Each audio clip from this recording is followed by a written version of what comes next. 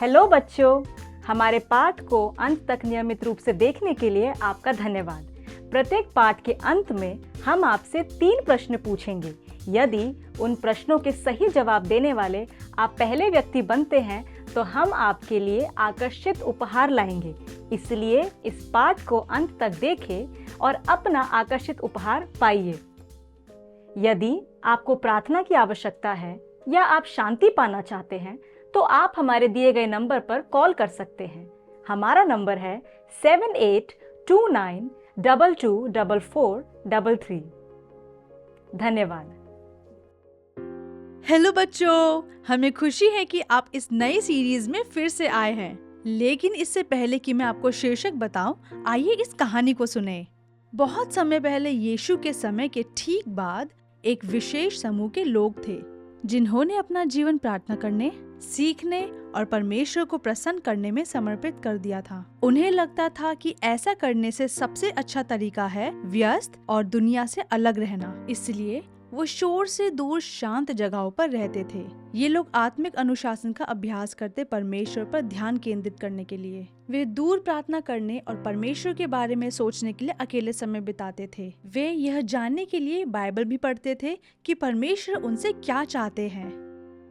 वे बहुत सी चीजें ना रखते हुए सादगी से रहते थे ताकि वे अपने जीवन को वास्तव में महत्वपूर्ण चीजों पर केंद्रित रख सके। वे भले ही अलग अलग रहते लेकिन दूसरे लोगों को नहीं भूलते।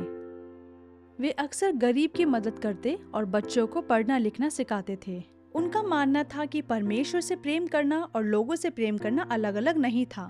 जैसे जैसे समय बीतता गया, उनकी प्रथाएं, जिन्हें आत्मिक अनुशासन कहा जाता था, पूरी दुनिया में फैल गया। बाइबल हमें बताती है, निशाने की ओर दौड़ा चला जाऊं ताकि वह इनाम पाऊं जिसके लिए परमेश्वर ने मुझे मसीह यीशु में ऊपर बुलाया है। इन लोगों की तरह जिन्होंने परमेश्वर पर ध्यान लगाने के लिए समय निकाला। हमें आगे बढ़ना है आत्मिक अनुशासन की ओर। इसीलिए इस सीरीज का शीर्षक है आत्मिक अनुशासन। इसलिए हम आपको 5 आत्मिक अनुशासन सिखाएंगे एक्रोनिम का इस्तेमाल करके, PRESS। तो आइए आगे बढ़े। पहला अक्षर P का अर्थ है प्रेयर यानी प्रार्थना। प्रार्थना का अर्थ है परमेश्वर से बातचीत करना और आप दिन के किसी भी समय उससे बात कर सकते हैं। तो हे ईडेल, क्या आपने कभी परमेश्वर से बात करने के लिए कोई खास समय रखने के बारे में सोचा है? सुबह उठने के बाद या सोने से पहले? लेकिन ये सुनने में अच्छा लगता है, पर मैं ऐसा कैसे कर सकती हूँ? यह दिन के एक किताब के अंत की तरह है।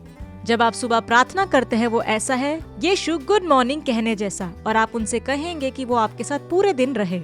और दिन का अंत भी प्रार्थना के साथ करते हैं। वो ऐसा है मानो आप यीशु को कहते हैं धन्यवाद हर भली वस्तु के लिए। और हमारा बाइबल मेमोरी वर्स भी यही कहता है, भजन संहिता 55 का 17, सांझ को, भोर को, दोपहर को, तीनों पहर में दुहाई दूंगा और कराहता रहूंगा और वह मेरा शब्द सुन लेगा। मुझे इन प्रार्थनाओं में क्या कहना चाहिए? ये आपके ऊपर है। उदाहरण के लिए सुबह की प्रार्थना में आप परमेश्वर का धन्यवाद दे सकते हैं एक नए दिन के लिए, उनसे मार्गदर्शन और सुरक्षा के लिए प्रार्थना कर सकते हैं। दोपहर के भोजन के समय आप उन्हें भोजन के लिए और अच्छे स्वास्थ्य के लिए धन्यवाद दे सकते हैं। सोने की प्रार्थना करें और परमेश्वर का धन्यवाद दे उसकी अच्छाई का चिंतन करके, और उनसे शांतिपूर्ण रात की नींद के लिए प्रार्थना करें। क्या मुझे बहुत कुछ बोलना होगा? बिल्कुल भी नहीं। आपकी प्रार्थना छोटी और मधुर हो सकती है। परमेश्वर को हमारी सारी प्रार्थना पसंद है। जितनी आप करेंगे उतना आप बेहतर होंगे। और अगर मैं प्रार्थना करना भूल जाऊं तो? कोई बात नहीं, हर कोई कभी कभी भूल जाता है, लेकिन याद रखें हमारी प्रार्थना को अभ्यास की जरूरत है। तो आगे बढ़ते रहें। क्या मैं एक प्रेयर जर्नल रख लूं? शायद मुझे उससे मदद मिल सके। ईडेल, ये बहुत ही बढ़िया विचार है। हम प्रार्थना की डायरी बना सकते हैं, और इस प्रार्थना की डायरी को देखें जो मेरे पास है। आप इसमें वचन लिख सकते हैं जो परमेश्वर से आपको मिला है, जो वो आपसे कहते हैं, और आप अपनी प्रार्थनाओं के निवेदन भी लिख सकते हैं। आप इसमें स्टिकर भी चिपका सकते हैं जब भी आप अपनी प्रार्थना करते हैं। क्या मैं आज रात से शुरू कर सकती हूँ? मैं एक स्टिकर चुनना चाहती हूँ। बिल्कुल। आज आप किस बात के लिए धन्यवाद देंगे? मैं परमेश्वर का धन्यवाद करूँगी अपने परिवार के लिए, टेडी बेयर के लिए और यम्मी खाने के लिए। ये धन्यवाद देने के लिए बहुत अच्छी बात है। तो ईडेल दैनिक प्रार्थना की आत्मिक अनुशासन का अभ्यास करें। हाँ बच्चों, हमें आत्मिक अनुशासन के लक्ष्य की ओर आगे बढ़ना है। आज हम प्रार्थना के आत्मिक अनुशासन को सीखते हैं। दैनिक प्रार्थना बहुत महत्वपूर्ण है। जब मैं प्रार्थना करती हूँ तो मैं खुद से या हवा से बात नहीं करती।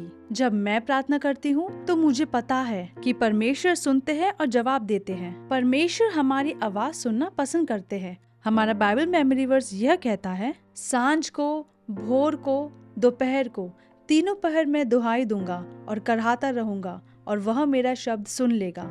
परमेश्वर हमारी आवाज सुनना पसंद करते हैं। आइए हम हर दिन प्रार्थना करना याद रखें। आइए हम प्रार्थना करें। प्रिय प्रभु, मैं आपके करीब आना चाहती हूँ। मेरी मदद करें कि मैं आपके दैनिक दिनचर्या में आपको याद रखूँ और आपको सबसे पहले स्थान में रखूँ। भजनकार की तरह शाम, सुबह और दोपहर को मैं आपसे प्रार्थना करूँ और प्रार्थना के अनुशासन का अभ्यास करूँ।